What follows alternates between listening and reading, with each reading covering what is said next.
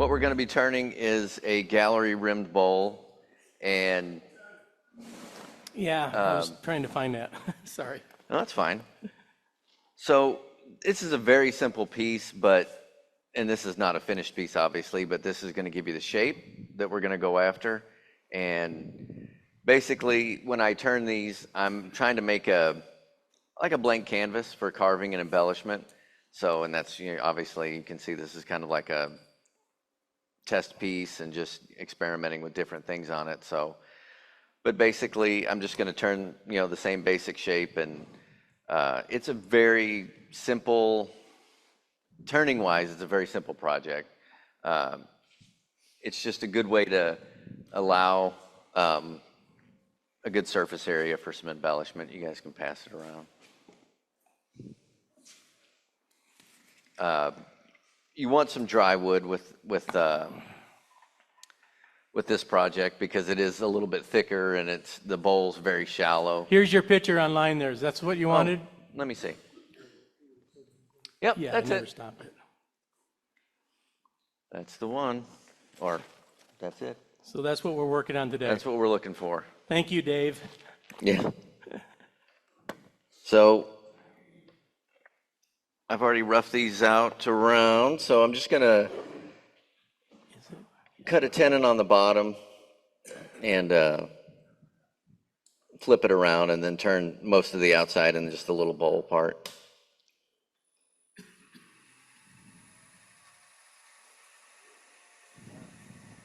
Obviously, if you have any kind of dry wood, it'll work. No problem.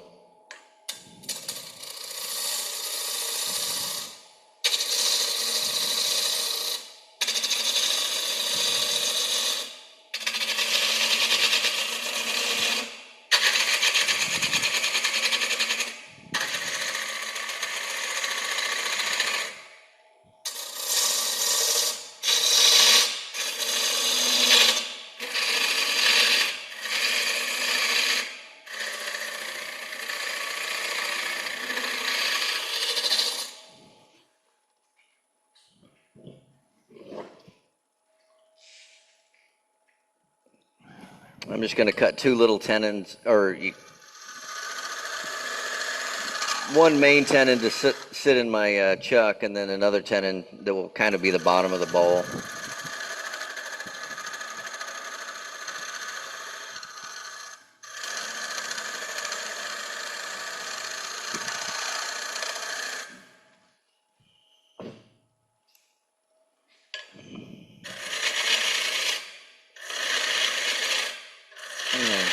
Give myself a little room to work when I flip it around in the chuck.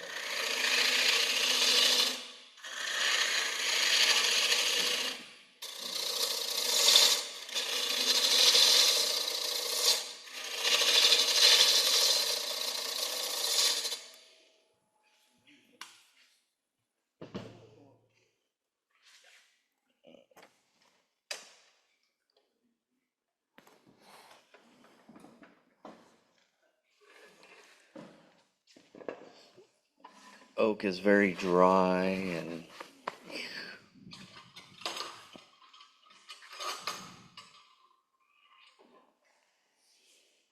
Hang on.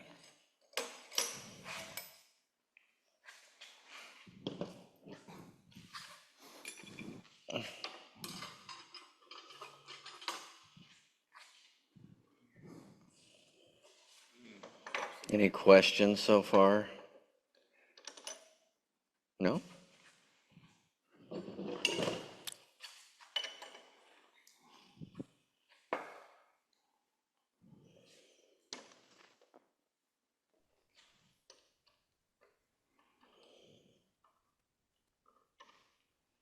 So Greg, what thickness of blank did you start with?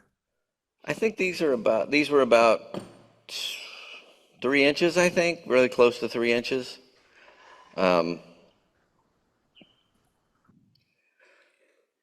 I usually like to have them about that, at least 3 inches, maybe even a little bit more. I know it's hard to find, dry stuff that's anywhere over that, but Definitely a little bit thicker, the better. Gives you a little bit more room to work with and wood to play with for shapes.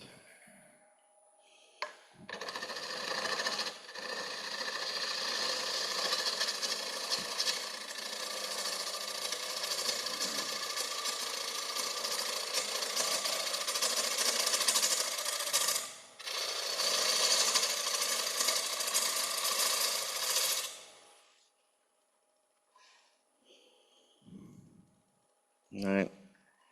Know that everybody approaches turning things differently, different shapes. So this is how I do it. Um, I usually start from the bottom and work my way out.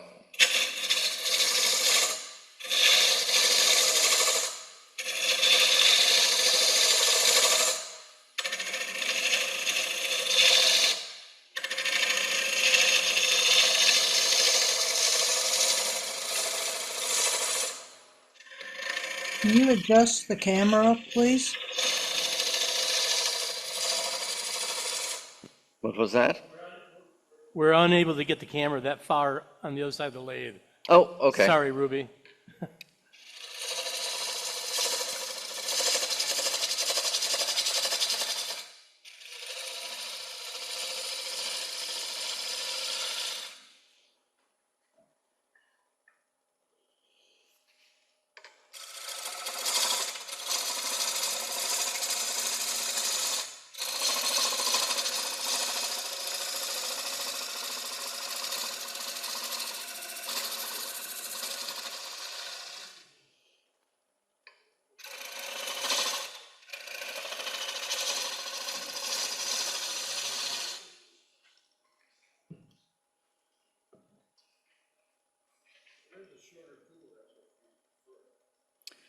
It'll be all right, I think. I'm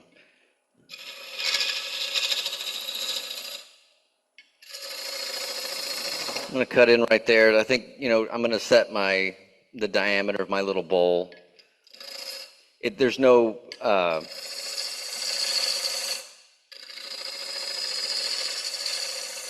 set parameters to it. It's just, whatever you think looks cohesive to the piece and proportionate is where you're gonna get. I've done small ones, I've done larger ones, and they all look good. So it just depends on what your personal aesthetic would be. Of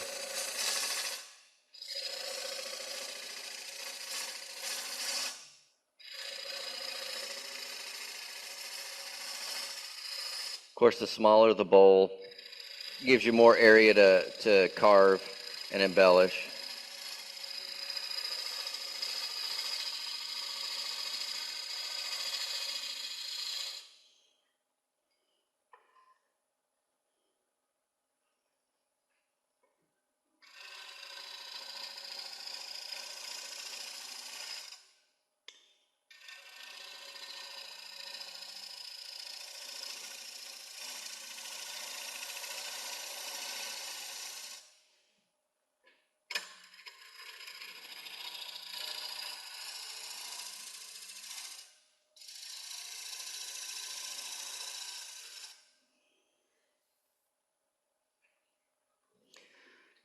I normally don't sand the outside, sand it really. I just try and get you can shear scrape it as much as you want. That's fine. Because, the whole thing's going to be textured or carved. So, you don't really need to waste your time with trying to sand it. As long as you get the shape and you don't have too many undulations or anything, you're fine.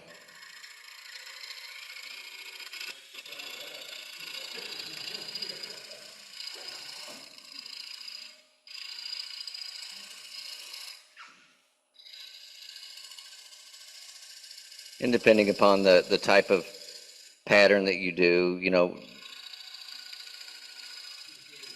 nothing's really going to show through unless you have a huge, gouge or something like that.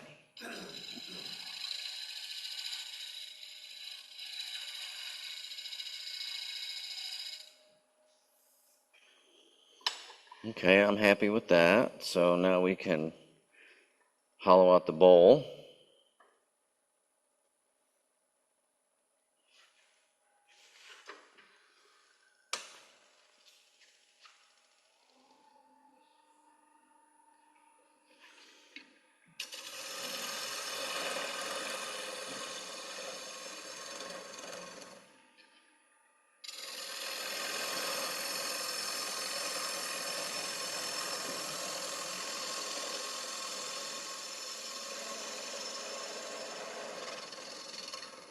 You can move that over.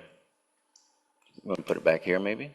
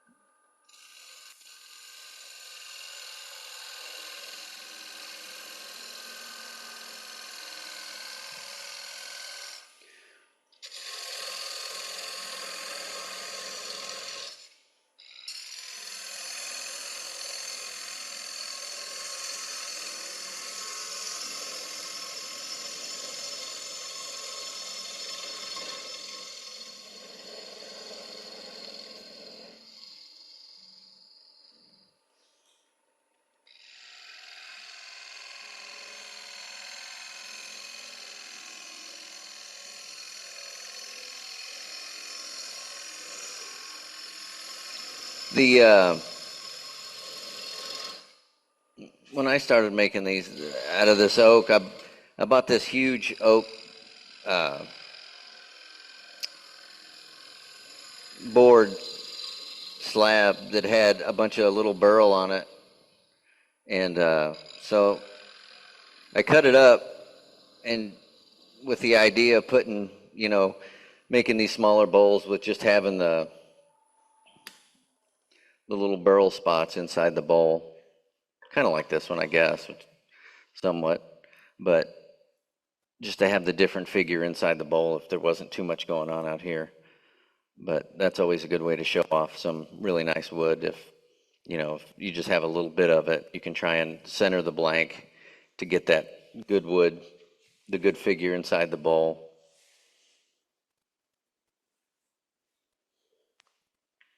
I'll go a little deeper with it. Yeah, exactly. That's the other part is, and that's why it's, you can't go too deep or deep enough. Go just deep enough.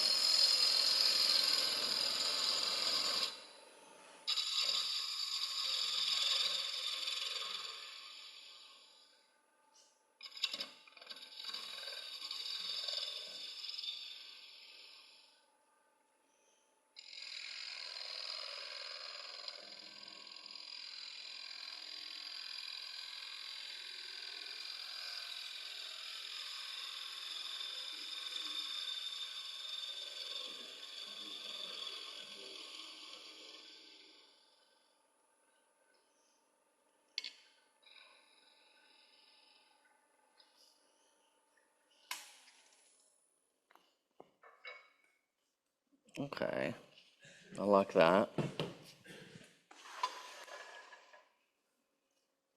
Like I said, these aren't by any stretch of the imagination a crazy difficult project or anything. Um, and I've found through tedious trial and error, i.e., trying to sell things online for a living, that it seems like the simpler stuff usually sells a lot more consistently, I guess you would say.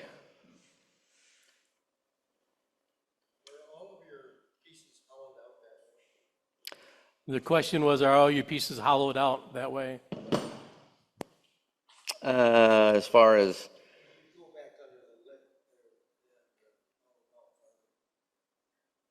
under here? I mean, for the most part, yeah. Absolutely. I mean, if I'm doing a bowl, I mean, I just, it's the same way. I'm turning it the same way. Um, basic, I follow the same, protocol and hollowing it out the same way. Yep.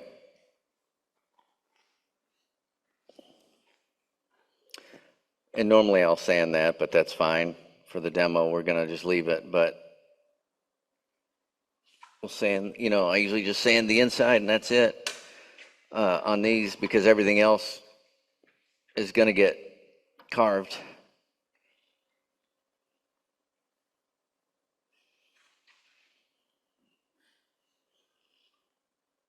I have the little rubber chucky, which are a nice little tool for projects like this. And I'm just going to turn off the tenon and then cut a little bit of a shallow bowl in the very bottom.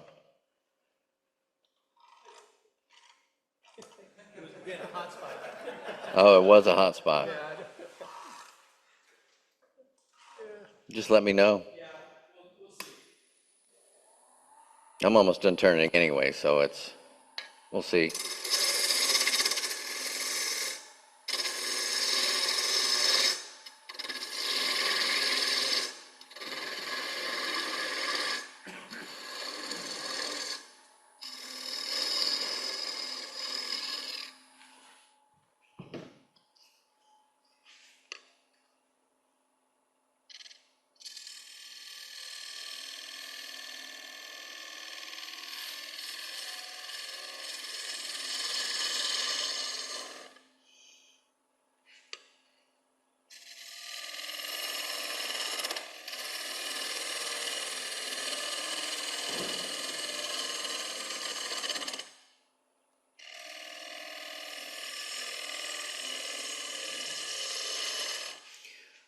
So the little shallow recess here kind of mimics the bowl. So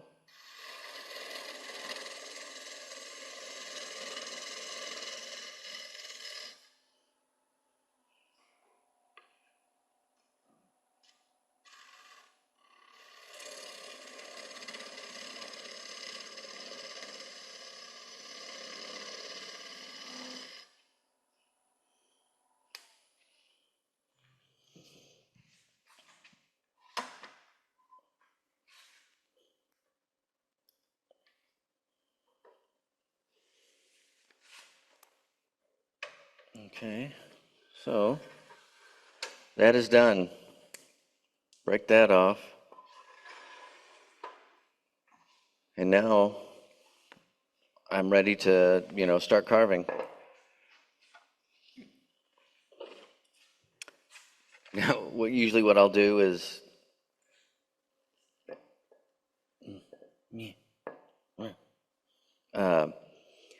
there's no rhyme or reason. With a lot of the things I do, I just try to keep it as simple as possible. And I'll just draw along the outside edge here a little border like that. I don't know if you can see the pencil, if it's showing up or not. And then I'll flip it around to the other side and do the same thing on the bottom.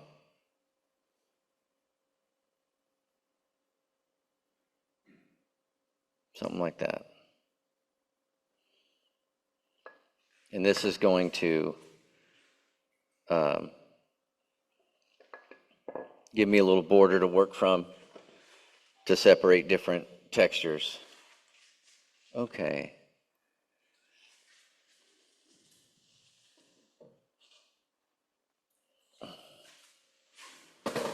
Will the cameras be able to pick me up over here? Okay. Here comes the loud, fun part. Let's see.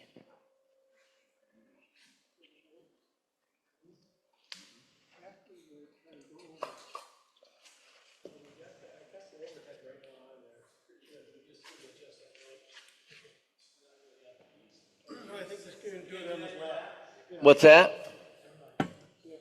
Yeah, that's fine. Yeah. Now, if you have a like a carving vise or another way to hold it in one of those carving vices that will clamp onto a tool post or another vise, then, I mean, I would suggest using that because that is a much more, maybe safer, but, ergonomically better for you and gives you a lot more freedom of motion. I don't have one yet, but, I'm trying to get one. But, if you're able to mount something up on here like that and you want to use this, then, I mean, you've got both hands, you're just, yeah, and you can move all around it and you're standing up, which is always better. But since I don't, We have to sit on this side, where everybody can see him. Moving the table. oh, that's true. It's level with that. Okay. But if you sat up here, we can. That's fine. We can get lights and everything on it. Yeah.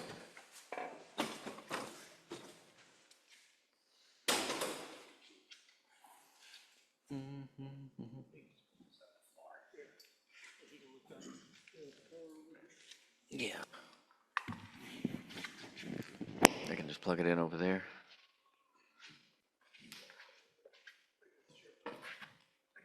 Oh, okay.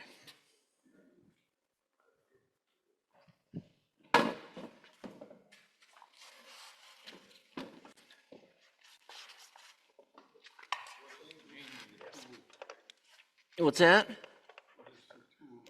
Oh, this is just a Makita die grinder. Die grinder. I think I got it at Home Depot. Fits a 1/4 inch shank, bits. A Fordham, you can use a Fordham too, because they have the ability to hold a 1/4 inch bit too, burrs or whatever. So, but I use this. It works good. Unless you carve your fingers up with it. I've done that a few times. It's not fun. That hurts. But yeah, like I was saying, if you can clamp it in something, it's much better than, holding it like this. I don't expect a lot of people to do this, but, unfortunately, that's how I do it. And I just got used to doing it, so. Oh, yeah.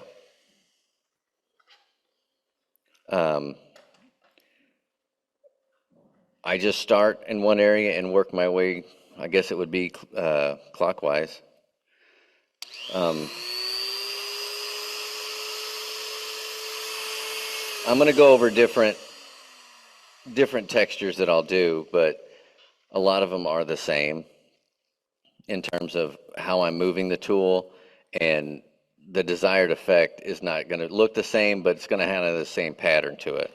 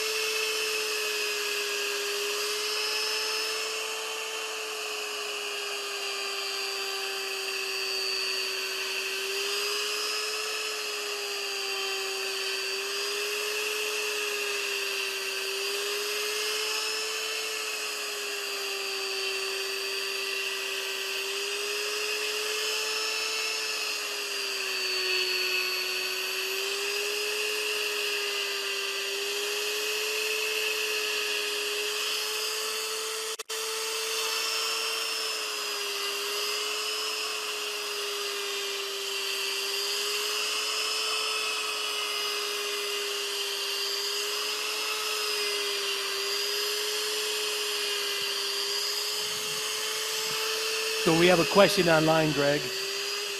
What kind of burr is that you're using in there? This one is I'll bring the burrs over here in a second and I'll show you. This one is a Kutzall flame burr. I think it's like the fine grit. Bring all these over.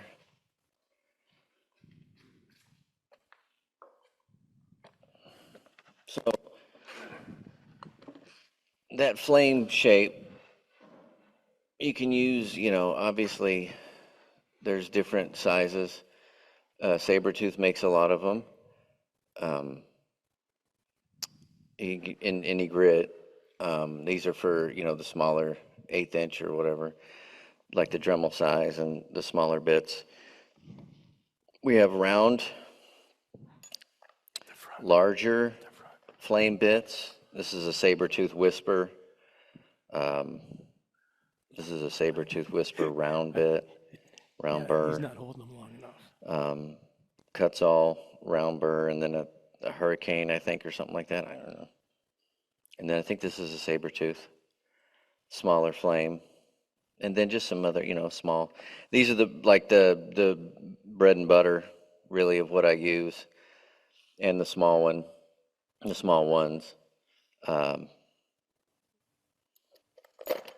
This is Sabertooth makes these. What are they called? The cutout wheels or something like that. But this is very aggressive. It's like the blue is like, super aggressive, which is really good for carving out big areas. It's really nice.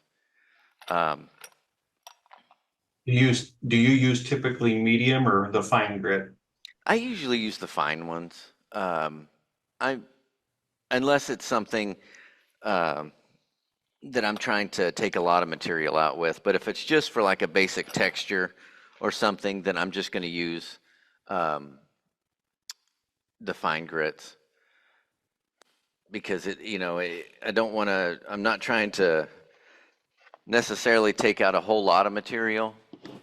I'm just trying to create a little bit of something that once the paint goes on, that it can get, grab onto or whatever. What grid is your Makita right now? Is that a medium? Or- That's actually a fine grit. That's a fine, okay. Yeah.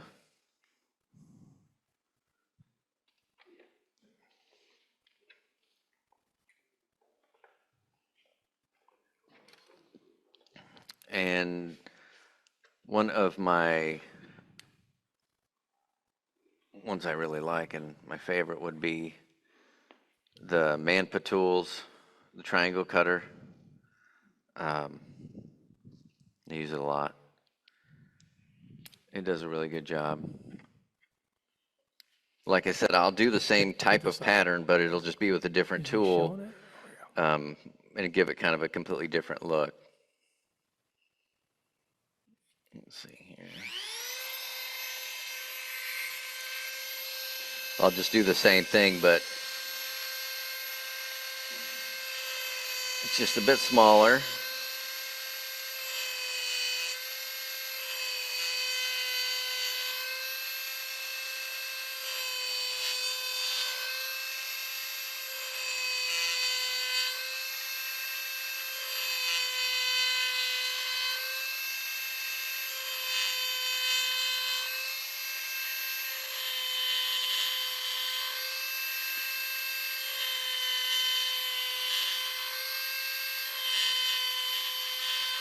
And it's always nicer, if you have a bigger piece, you can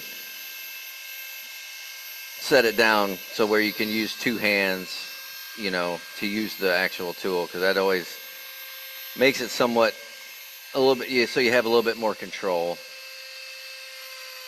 I mean, this isn't terrible. You just can't necessarily do like the longer strokes that easy as you normally would if you had two hands on it.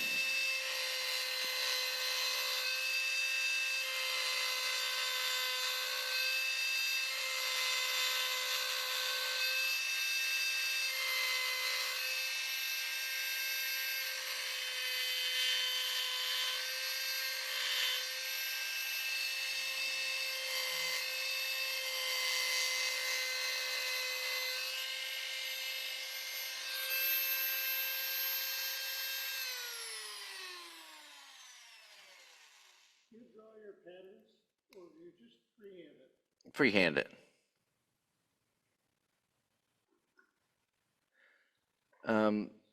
Yeah, I mean, the only time I'm trying to think if I ever really draw them out, not usually. Um,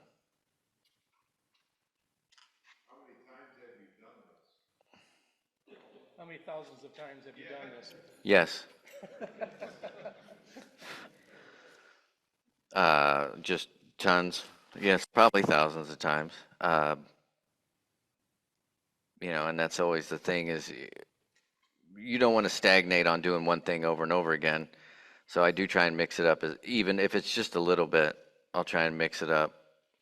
And, even doing the same patterns on different wood almost makes it a completely new challenge or a completely new idea, I guess, in a sense. Because, I mean, this is oak and it's bone dry and it's hard as rock. But if you get a, softer wood, you know, something like that, it could look, somewhat a lot different. So that's always a good thing.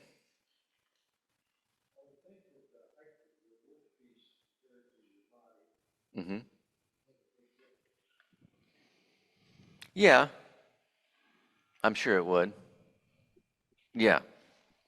Um, depending upon, like, if the piece is big, yeah, I'll set it on a table and work at it, with having two hands on the tool because that's just a lot more ergonomically and it feels better. But if it's a small piece, you just have to sit down and do your thing, which is okay too. I mean, that's fine.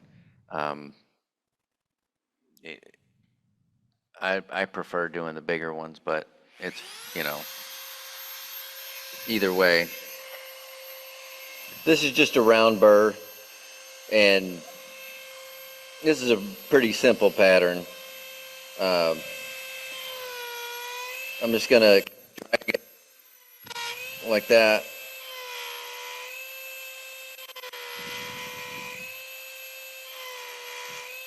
Back off, Pete.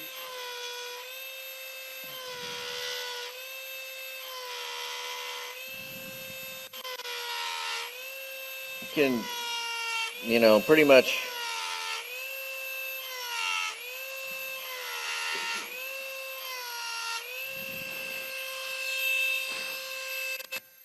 way you want. It's gonna create a pattern.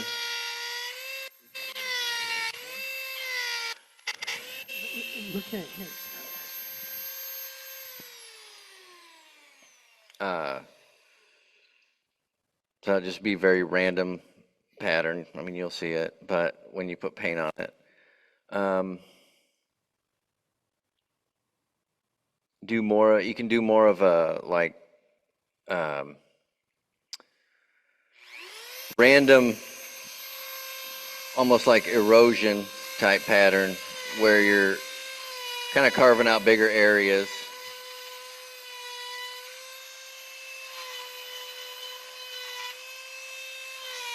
Right next to one another.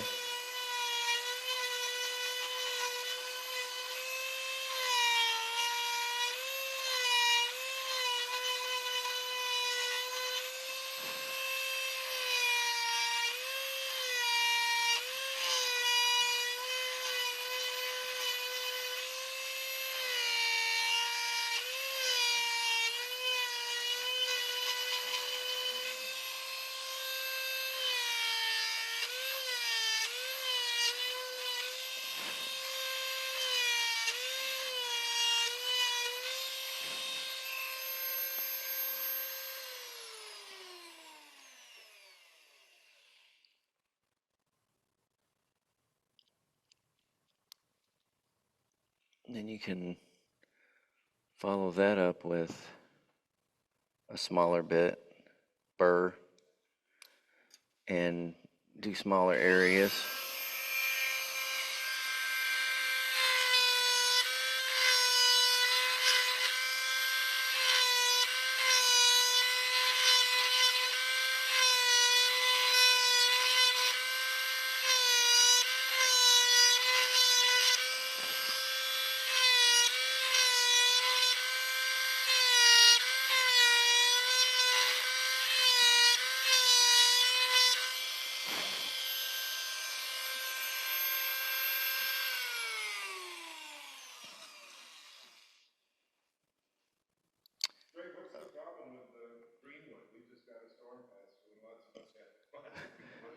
Well, there's nothing wrong with greenwood at all. I prefer it. But for pieces like this, at least this specific piece, because it's so thick, right? And the bowl's really shallow and there's a lot of meat here, so it's just going to crack. But if you want to, I mean, that's pretty much what I do anyways, is I'll take, greenwood and not necessarily I'll just have to adjust to the fact that it is greenwood, and obviously turn it thinner. A lot of what I do with greenwood, if I want like a heavier textured outside, is I'll turn the outside shape first and then I'll carve on it. Before I hollow it out or whatever, I'll, carve out the design that I want or whatever first and then go back and hollow it out, right? So I know where I'm at. When a piece is dry, I can come back and kind of touch it up and, finish it up and smooth it out a little bit more. So that's kind of how I approach the greenwood part of it. Yep. Well, yeah, I mean, yes. For most, I mean, I don't, but I would say for most people, yeah. Try and stay away from it because, the only reason I keep it in is at least I know from my experience what it's going to do.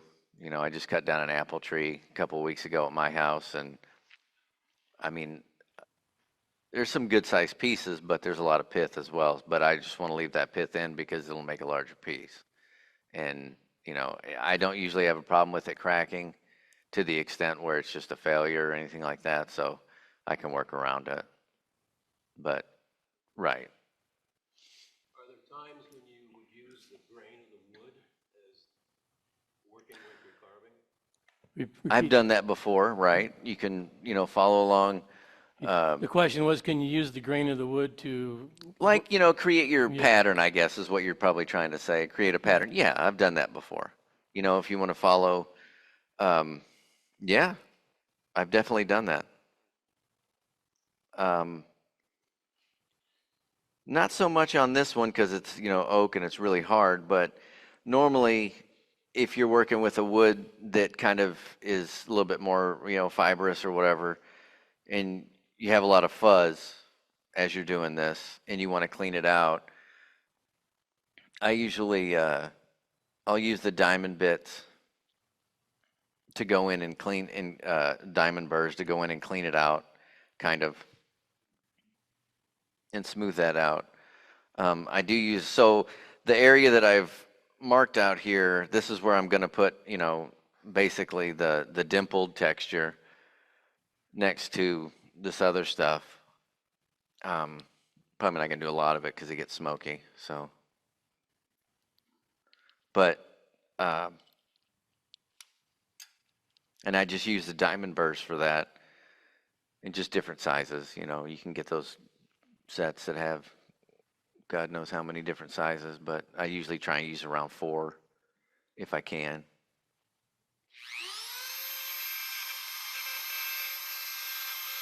I just don't know if they make bigger ones. I think they do, but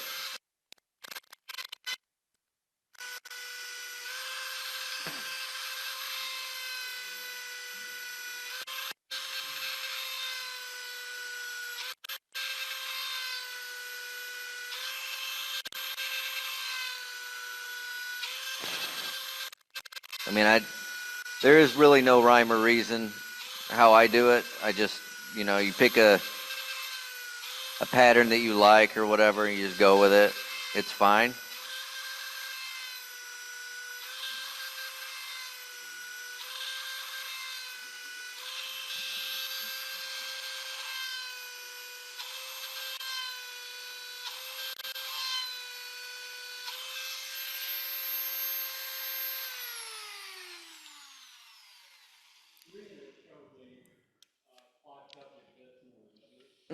Yep. It does. Yeah, the statement was greenwood clogs up your bits more for those people. It will, especially like, well, pretty much anything, I guess, because it'll get, if it's more gummy wood than on this type of bit, it hogs through green wood pretty good. So there's not a whole lot of clogging that goes on. But if you get one of the, yeah, like the really fine grit, uh, yeah, then it will definitely clog it up. I mean, you just have to clean it out.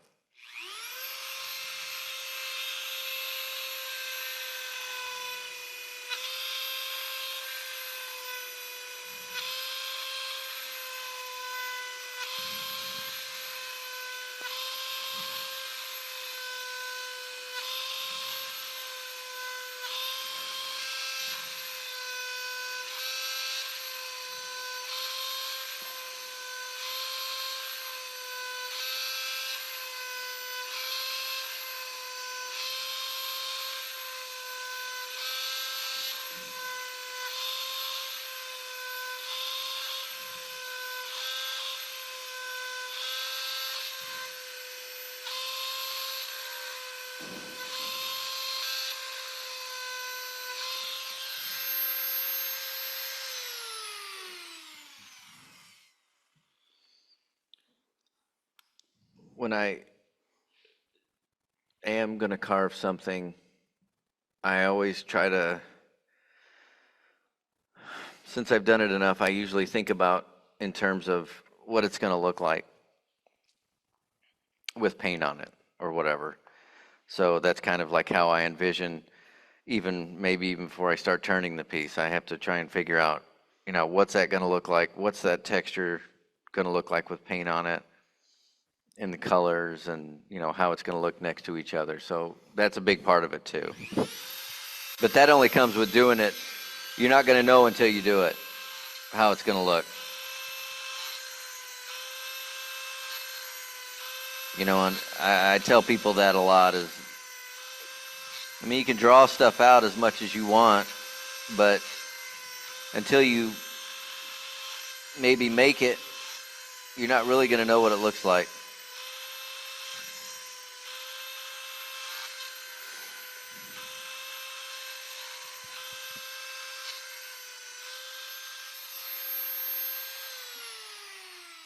And I also tell people that, when you're doing texture, if you haven't done it before, sometimes it can be kind of a little bit, I don't know, as you're doing it, you're like, this doesn't really look that great. But I just tell people usually just to, stick with it and finish the entire piece, because then you'll be able to, it always looks better when it's completely done. You Do all your carving or texturing with rotary tools? I do have, Do you do all your carving with rotary tools was the question. right, I have, not entirely, I do have, like a power carver, reciprocating, like a Proxon, or I forget what it's called, but, with the chisels, and I've used that before. That works really good. You just have to make sure your chisels are sharp, and, but you can get a lot of the same texture. Might take a little bit longer. Then use rotary tools.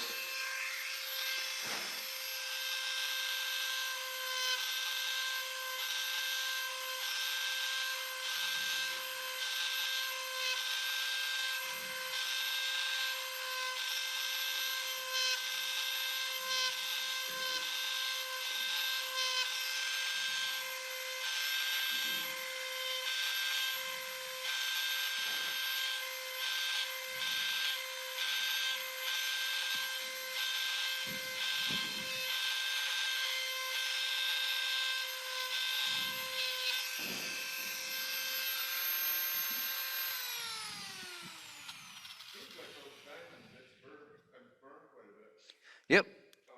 Why would you not prefer like a more textured tip? These produce a smoother finish because they are burning. With the round bits, which I use those too to make, obviously, bigger dimples and stuff like that. But then you do have to come back with a diamond bit anyways and clean those up, because they will have the teeth marks from the from the burrs in them, like that.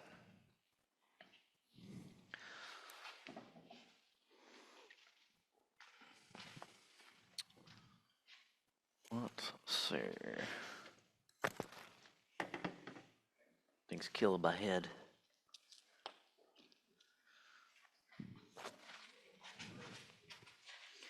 Now, I usually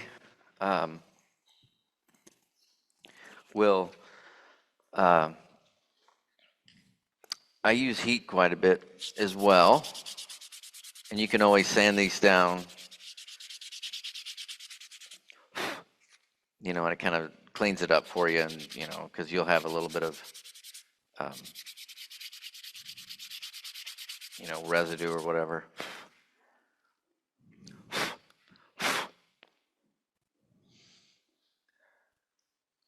And sometimes when you're doing it, you'll have, like I said, it doesn't happen too much with oak because this stuff's so hard. Maybe down here a little bit on these different textures, especially with the small rotary burrs, you'll get more fuzz than you will with the big ones. But I usually come in with like one of these little small torches, and just lightly, go over it. Yep, it just scorches the fuzzies off, and I mean, you can, depending upon the wood, you can even, alter the texture a little bit. If you want a sharper ridge, kind of like the oak has right here, you can burn it a little bit more, and it'll flatten it out some, because you're burning those top layers off. Yeah, it softens it up, and it'll almost create a fatter line instead of a sharper line.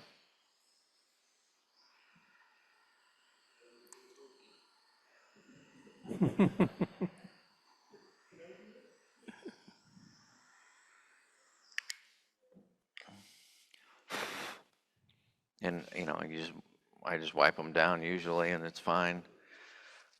But another advantage of burning the pieces, so I'll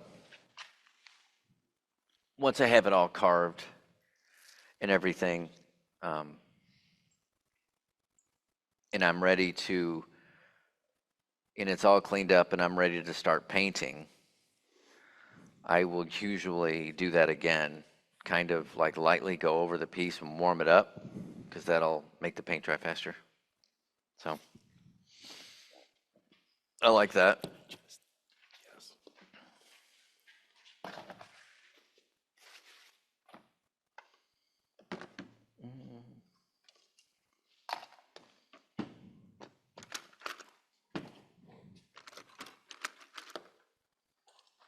So the first step in this would be I use a black chalk paint.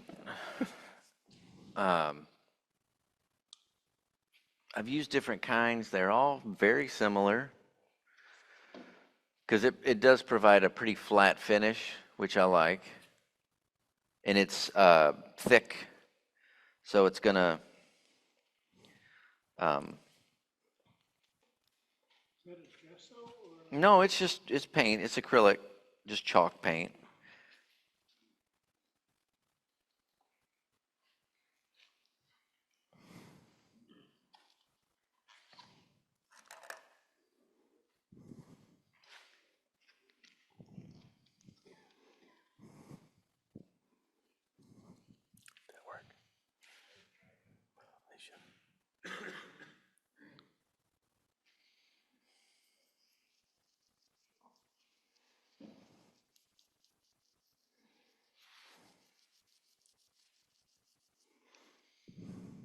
I mean, as you can see, it's drying already right there, so that's good.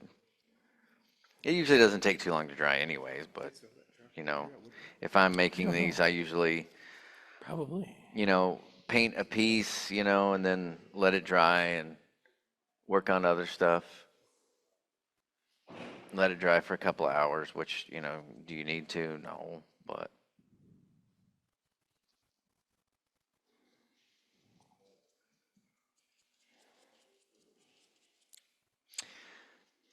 try and slap it on, make sure you get everything, because some wood will soak it up pretty good, and you'll have some spots after it dries that you'll see that you didn't get, so.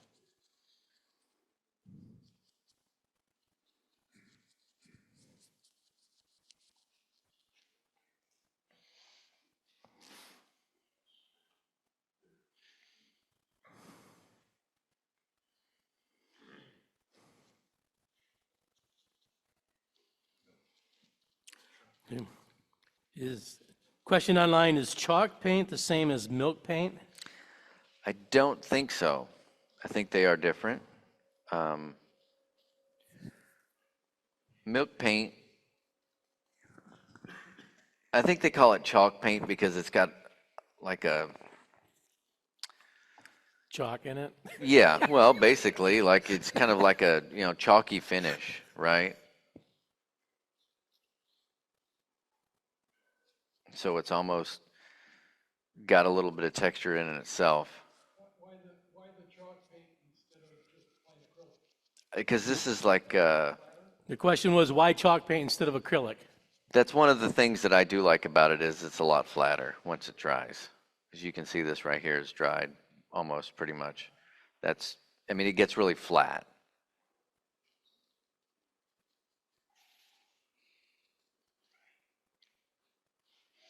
Okay.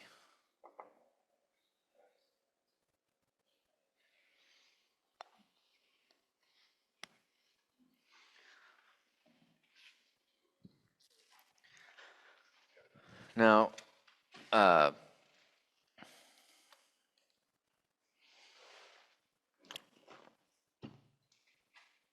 as I normally do, waiting till the last minute to get supplies, I went to go get paint yesterday for the class and whatnot, which is fine.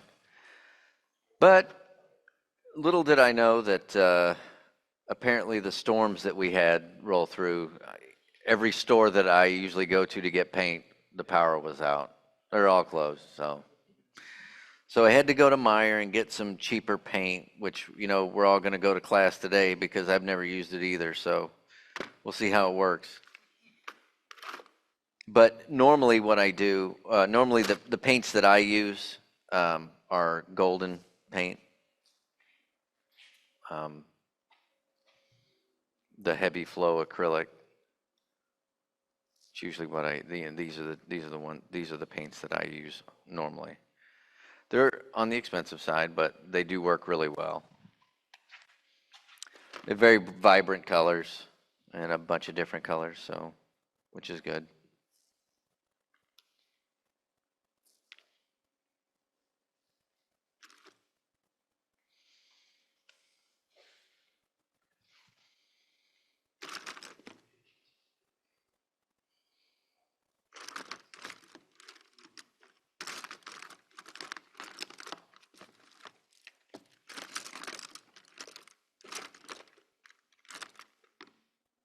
So there was a comment online that chalk paint is used on flat surfaces to resemble a chalkboard. There you go. There you go. Somebody's online doing their research for us. As with most things that I do, bleed into the wood. It can. Yeah, you have to soak it in, and then it happens pretty much every time I put a first coat of of it on something. Once it's dry, you'll see little spots that you missed.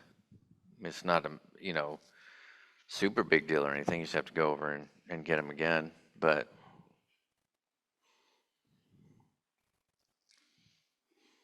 Greg, are those little bottles of paint? Are those also golden acrylics? no, these are just. I think I got them at Meyer.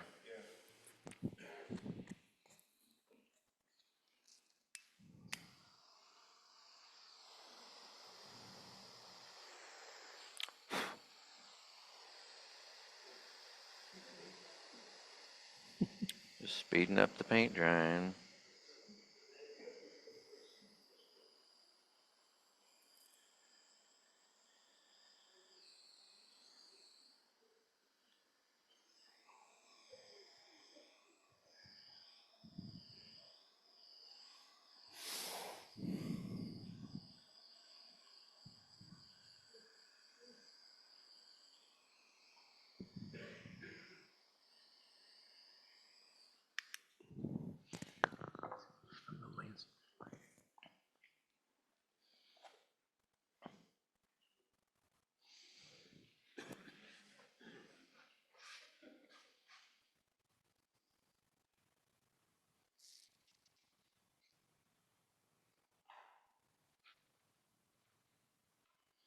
pretty dry. So normally, I have mixes of blues and reds that I normally use.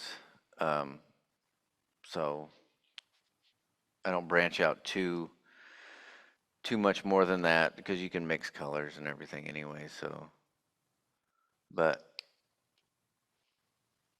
when I'm painting, I'm always going to start with the darkest color first.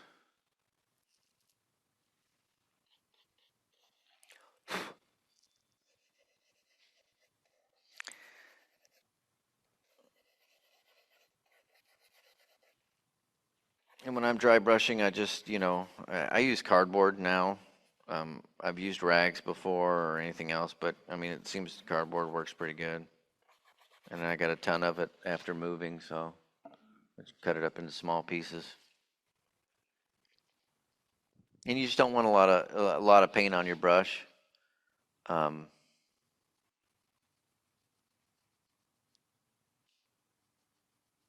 so I'm just trying to highlight the high spots. Like I said, I've never used this paint before, so we'll see how it goes. Doesn't seem to be too bad.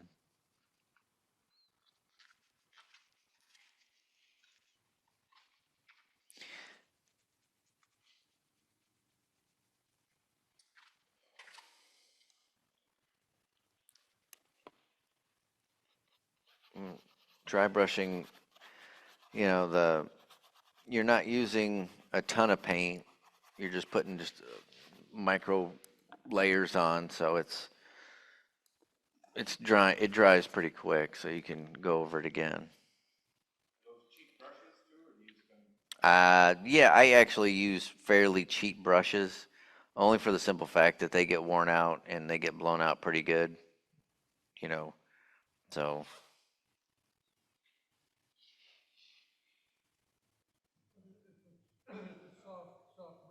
yeah, it's just as soft as you can. Right.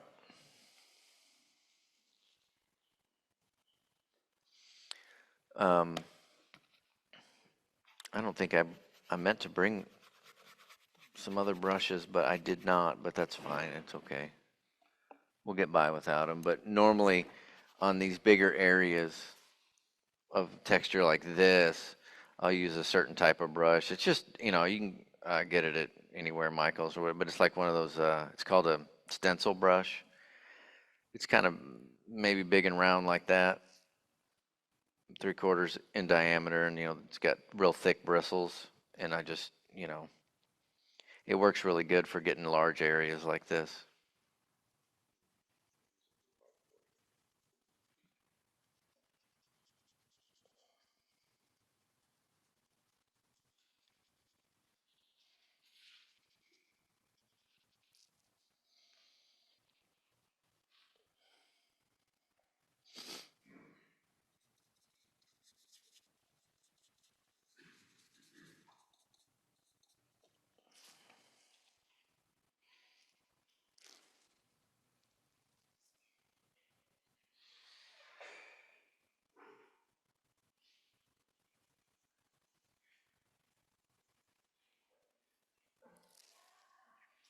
I'll just try to go back and forth and get all the different edges that you can.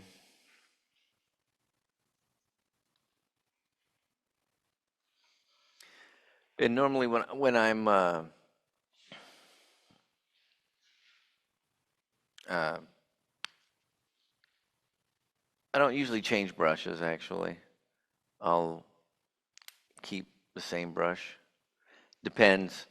Sometimes I'll grab a new brush if I want a different look, but a lot of the times I use the same brush so I can mix the colors and kind of, for better or for worse, kind of makes it not unduplicatable, but you're creating different colors every time.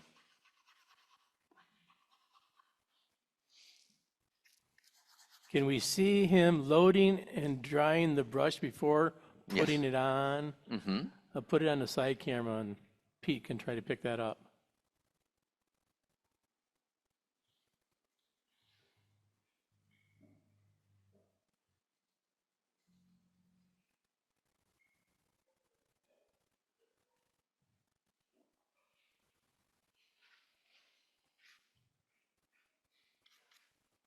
So I just grab a little bit of paint. Okay. And just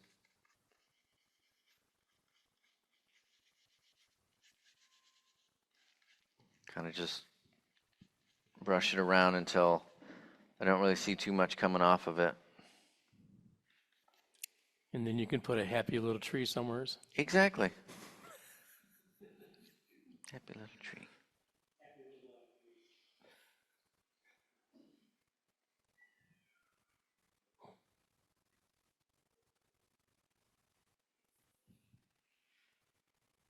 So the second colors, you're doing a much lighter brush too. Just Yeah, I mean, The, yeah, it's the same type of motion and movement. It's not really too much different because I don't want, too much color to go in there. So it is just a really light stroke. You're just brushing over it. Yeah.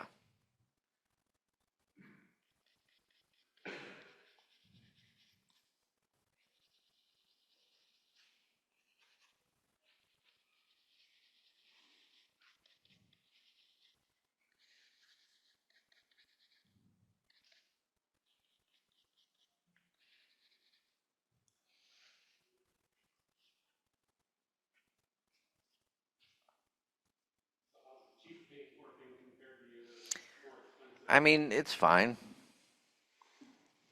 Doesn't seem to be too bad.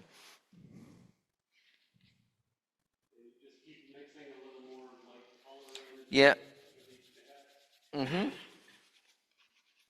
to keep it all consistent, or you're kind of feathering from light to dark colors and stuff, right? I'm feathering it usually, so I'll show you in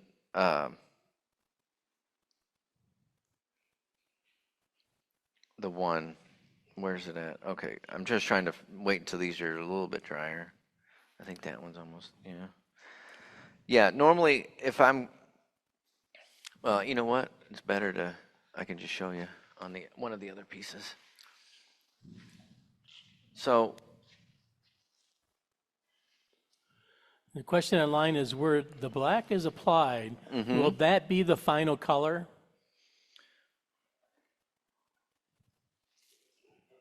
well,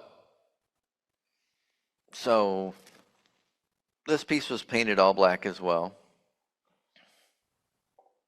Um,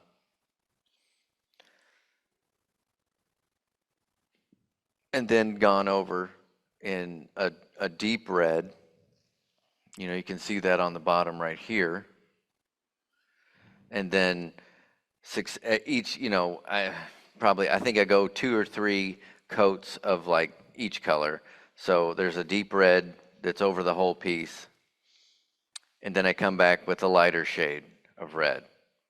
And then I'll start that because I want the fade to be lighter on the top and darker to dark on the bottom.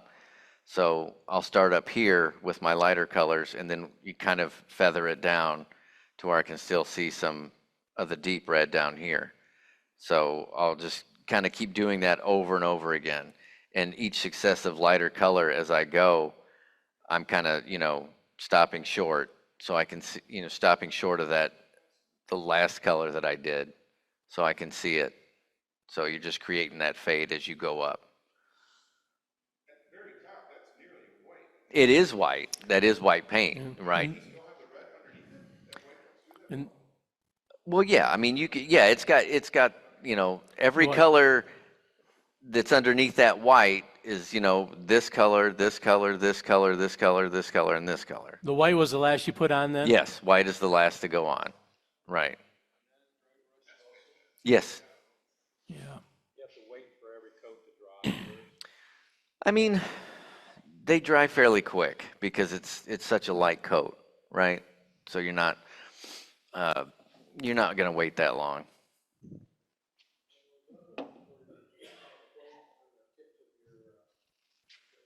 Here?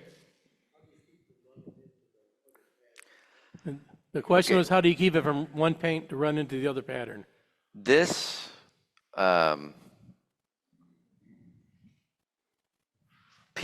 particular piece, so dry brushed, just like the other ones.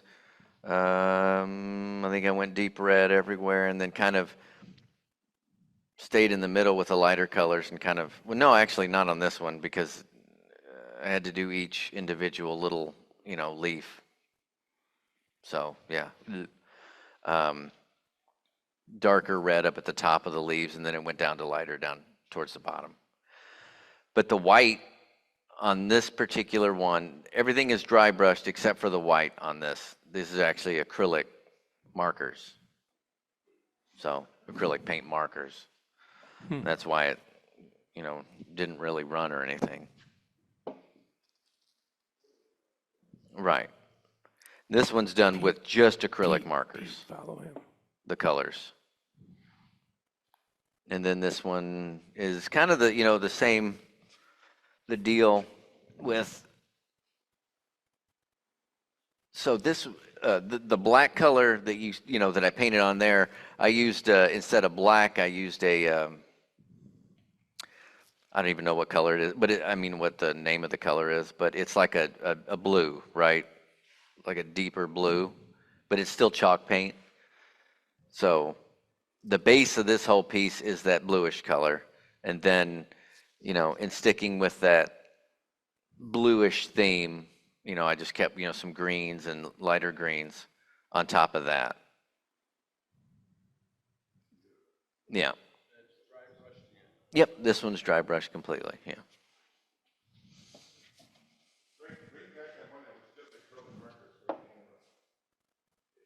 Yep. This one is just acrylic marker.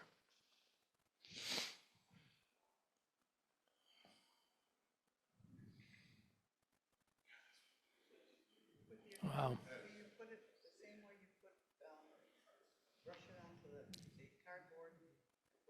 With the acrylic marker? No, they're just markers. Yeah, they're just markers, so you can just, you can, Question was, do you wipe it after you put the acrylic marker on? you can almost blend it a little bit if you want, because it, obviously with the acrylic markers, it's just a normal tip, a fatter tip. So you're only going to get like a stroke, and it's not really too easy to blend. But if you want to blend the colors, you can. Like say if I put the red on here, and then I want to come back with the orange, I can bring the orange down over the red, and then I can actually literally I just use my finger most of the time, and I'll just wipe it like that, and it blends it in, so you don't have that sharp, take away that harsh line right there, so you can blend them a little bit.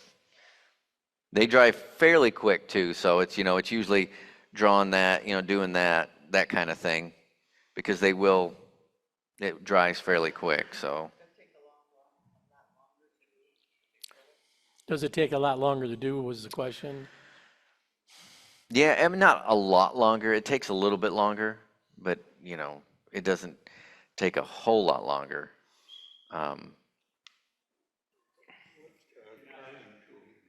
For this one, it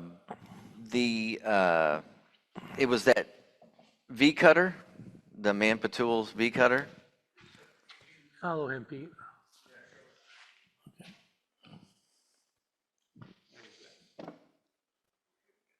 Here, I'm going to go real close.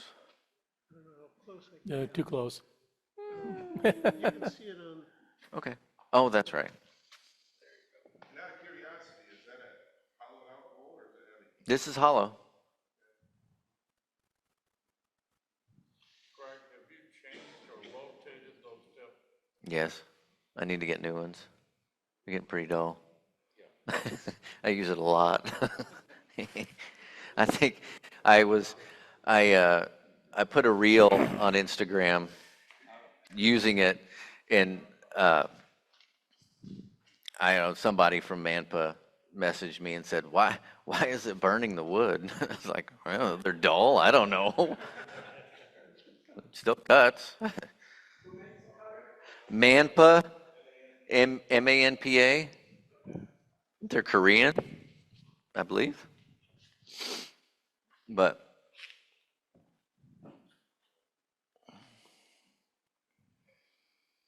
But yeah, you can keep going lighter and lighter, and and that's the thing with dry brushing. Colors are limitless, just like anything else. Patterns are limitless. Colors are limitless. Um, so it can be daunting, but So I use two types of finish when I'm done. I'll let the piece dry for a little while, maybe a couple hours or something, and then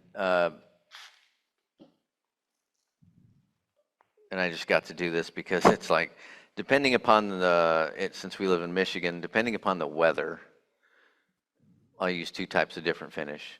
If I can't use this, I prefer to use this because it's a very matte finish, and I just almost looks like it would look like it is right now. It doesn't really change too much about it.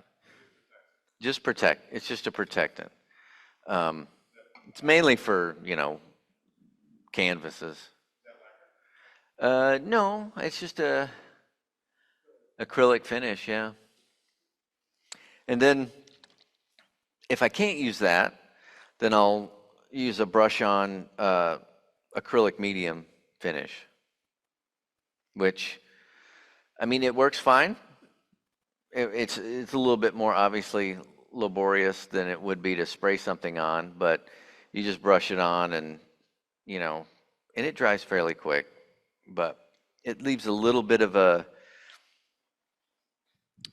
sheen, maybe. Not glossy or anything like that, because they do make glossy, but trying to think. I don't think any of these pieces have it. No, they don't. But it just leaves a little bit more of a sheen on the piece than the matte finish does. But it's fine. It is what it is. If it's too humid outside, or if it's too cold or humid, I've had pieces that it was too humid or just humid enough, I guess, probably, and they ended up fogging over after using it, and you're like, what the? Yeah. I don't want to do this again. Yeah, what's that? I don't know. I've never made anything shiny like that, so I don't personally like super shiny stuff. Like, if I was to, put like a clear epoxy finish on something really shiny, I don't particularly care for that, but I mean, I don't begrudge anybody that does. I mean, I don't care. It's just personal taste. So I can get things pretty shiny on their own, and just a good sanded finish, and you get some oil and wax, and even if you want to buff it, you're going to get it pretty shiny. So that's for sure. What do you put on the inside of your little bowl? In here, just probably wax, oil and wax. Yeah, that's it. I mean, if I'm not using one of those two finishes, that's all I use on anything is oil and wax. If it's a bowl or a natural vessel or whatever, then I'm just using oil and wax. That's it. How much time we got? 10 minutes. 10 minutes. Got 10 minutes for questions and answers. It's fine. Otherwise, we can wrap it up. Pass it. You've never done that before, so you can. Yeah, yeah.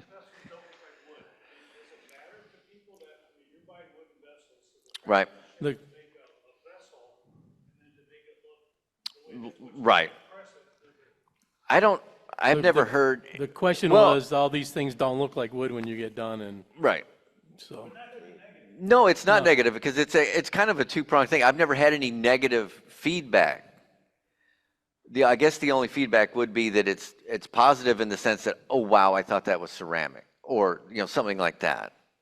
So, and I don't take any offense to that at all, because yeah, how would you know if you didn't know what the material was? Hmm.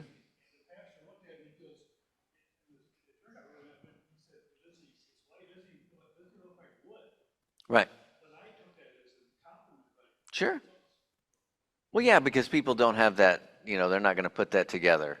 I mean, how many people, we all in this room know what wood turning is, but you go out into the world and it's like you talk to most people and they're like, what? Excuse me? What's that? No. And you're like, a wood bowl or something. Oh, okay. So it's almost like you have to educate people a lot.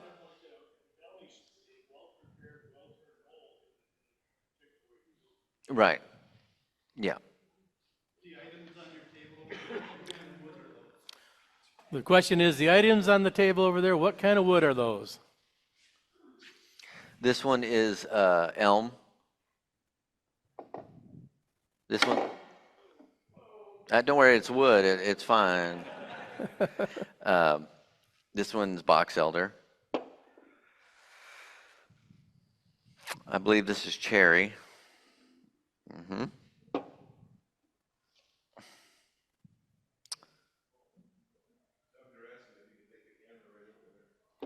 No, I don't have that much cord. I can get really close though. This one's maple. Yeah, it's got its on wheels. I'll bring it over. Uh,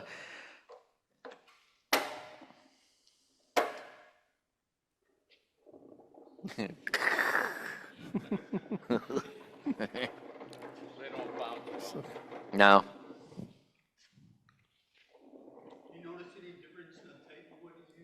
Do you notice any difference in the type of wood you use? Oh, absolutely. Each wood's different. That's good. Box elder actually really carves really good. So that's actually a really good wood to use if you want to carve things. And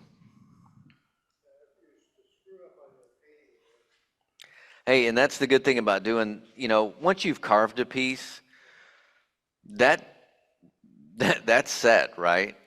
So if you start painting it and you don't like it, paint over it, start again. The carving's not going anywhere. So if you don't like it for some reason, then yeah, I haven't repainted too many pieces. I have, of course. I've done like, I don't like the way this looks, so I just do the black over it. So, and then start again.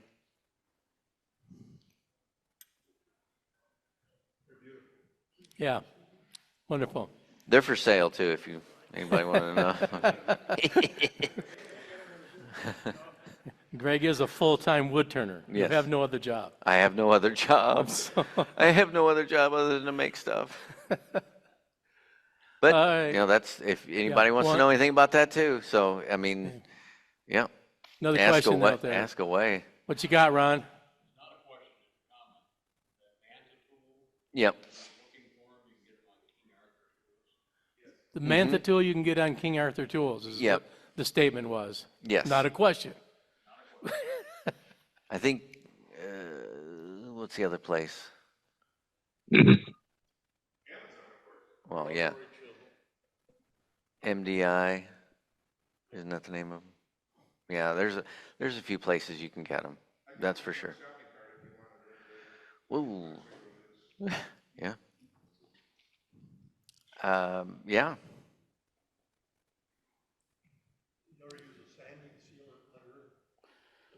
Do you No. use a sanding sealer under the paint? I usually don't. No. Hey Doug, there was another question on the online chat about what wall thickness does he strive for when hollowing? It just depends. I'm not. I want to leave enough material, depending upon what piece I'm trying to make. I want to leave enough material for myself that I'm not going to get into trouble and have to go through the side if I'm carving, a design on it or something like that. So it could be anywhere from 1/4 inch to whatever these are, which is pretty thin. So, I mean, I don't usually strive for the same thing every time. I'm looking more at making an object than making sure that, you know, my wall thickness is the same on each piece. Obviously, it's just not going to be. So, because like I said before, if I'm working with wet wood, I'm going to carve it before I even hollow it out. So the wall thickness might be a little, you know, thinner on those, and then it might be thicker on some other ones. It depends. And the other question was, how do you sell your stuff? I sell my stuff through my website, and just, yeah, website is the main avenue, but, you know, like I said, everything's always for sale, so. No galleries? No. No. Just, if I can keep most of the money, I would like to. You know, it's, you know, I mean, times are tough, so you got to do what you got to do. And if anybody's interested, obviously, I have some business cards. If you want, I mean, I do offer private classes, so at my shop. So I have a decent enough shop now that if anybody's interested, I mean, those are my cards right there. So I share my knowledge. I'll teach you everything I know.